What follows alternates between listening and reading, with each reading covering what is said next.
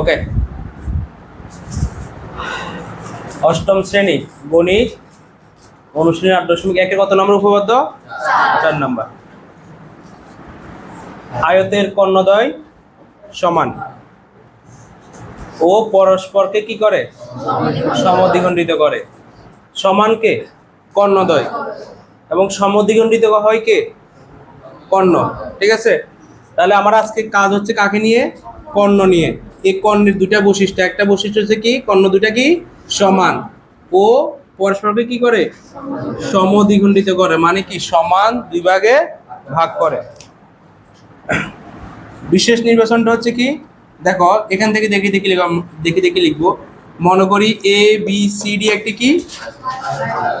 একটি আয়ত।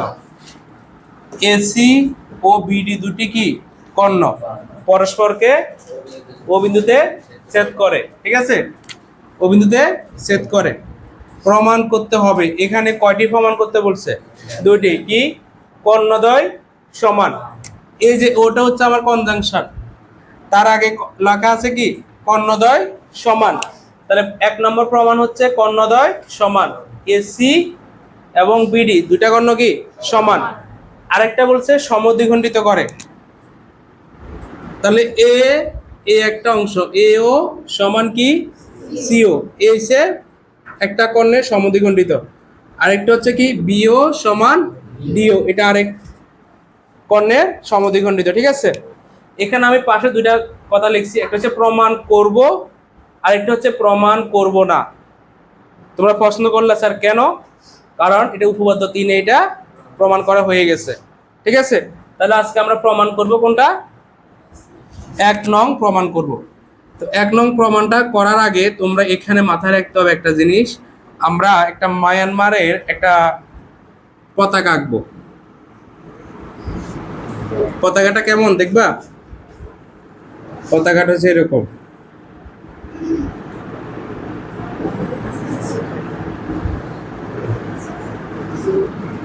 এই পতাকার এইখান দিয়ে নাই, পতাকাটা এমন। ঠিক আছে, তাহলে এটার নাম কি? A B C D. ঠিক আছে, প্রমাণ করার জন্য আমাদের এখানে একটা কি পতাকা আঁকবো। কোন দেশের? মায়ানমারের। ঠিক আছে, আচ্ছা যেটাই হোক, এখানে আমরা লিখবো এ বি সি ডি। বলো এ বি সি ডি একটি কি লিখবো আমরা? আচ্ছা লেখো আয়ত একটি কি?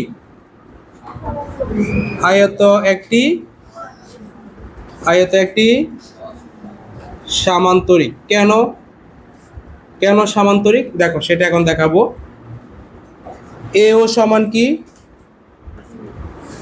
সিও, বিও সমান কি ডিও। আয়ত একটি সামান্তরিক কোন যুক্তিতে? এ যুক্তিতে, যে সামান্তরিকের কর্ণদ্বয় কি করে? সামান্তরিক কর্ণদ্বয় পরস্পরকে সমদ্বিখণ্ডিত করে। এই কারণে আয়ত একটি কি সামান্তরিক। কোন যুক্তিতে?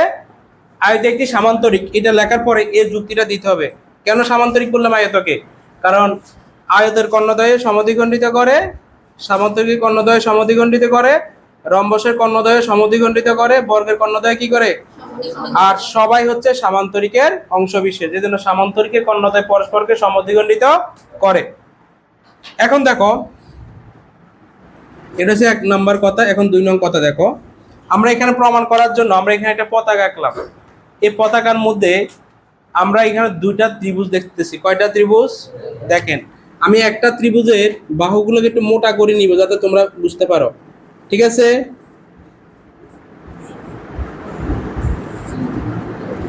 ধরো এই বাহুগুলা মোটা, এখানে কয়টা বাহু মোটা করলাম? 3টা বাহু না? তাহলে এই ত্রিভুজটার নাম কি বলো সবাই? ত্রিভুজ এ বি ডি। একটা ত্রিভুজ মোটা আর আরেকটা ত্রিভুজ কি চিকন। চিকন ত্রিভুজটাকে এ ডি সি, ত্রিভুজ এ ডি সি। ঠিক আছে, তাহলে বলো এ বি ত্রিভুজের কয়টা বাহু মোটা? তিনটা। আর এডিসি ত্রিভুজের কয়টা বাহু মোটা? একটা। কয়টা বাহু চিকন? এটা দ্বারা বুঝাইছে এই কারণে উভয় ত্রিভুজের মধ্যে মোটা বাহু আছে কে? এডি। তাহলে আমরা উভয় ত্রিভুজের মধ্যে তিনটা জিনিস সমান করব। এডি সমান কি লিখবো? এডি। তাহলে মোটা দ্বারা চিকন দ্বারা আমি কিন্তু এটা কমন বাহু বের করে ফেলছি। তাহলে এডি সমান কি? এডি। এটা কি বাহু? সাধারণ বাহু। তিনটা জিনিস আমাকে কি করতে হবে? সমান দেখাইতে হবে। সর্বসম করব আমরা এখানে। আর কি সমান করতে পারি আমরা? আচ্ছা দেখো তো দেখি, এটা কি কর্ণ না? আবার এটাও কি কর্ণ। তাহলে উভয় ত্রিভুজের কর্ণ দুটো কি হবে? আচ্ছা কর্ণ দুটাকে আমাকে সমান দেখাইতে হবে, কিন্তু এখানে কি লেখা যাবে? এই জন্য কর্ণ দুটাকে কি করতে হবে? বাদ দিতে হবে। এখন দেখো এ ত্রিভুজের এ বাহু সমান এ ত্রিভুজের এ বাহু লেখা যায় কিনা? তাহলে বাহু কি? এ বি সমান কি? সিডি। এটা কি বাহু? বিপরীত বাহু। এটাকে আমরা কি লিখবো? বিপরীত বাহু। এবার আর আমরা কি নেব? দুইটা কোণ নিব, অন্তর্ভুক্ত কোণ। অন্তর্ভুক্ত কোণ নিব। কি নিব? অন্তর্ভুক্ত। এই কোণটার নাম কি? ডিএ বি কোণ সমান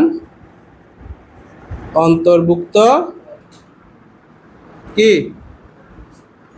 এডি সি কোণ।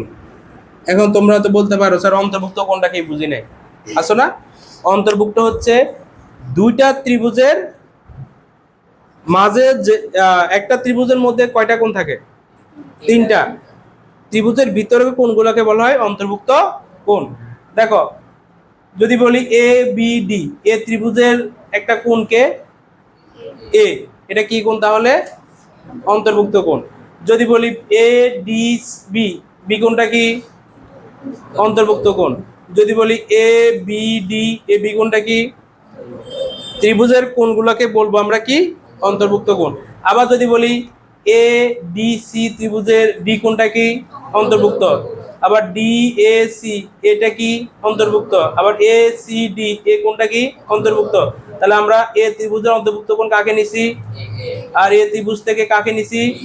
দুটা কি কোণ? সমকোণ। তাদের মধ্যে একটা মিল আছে, মিল নিলে ভালো, ঠিক আছে?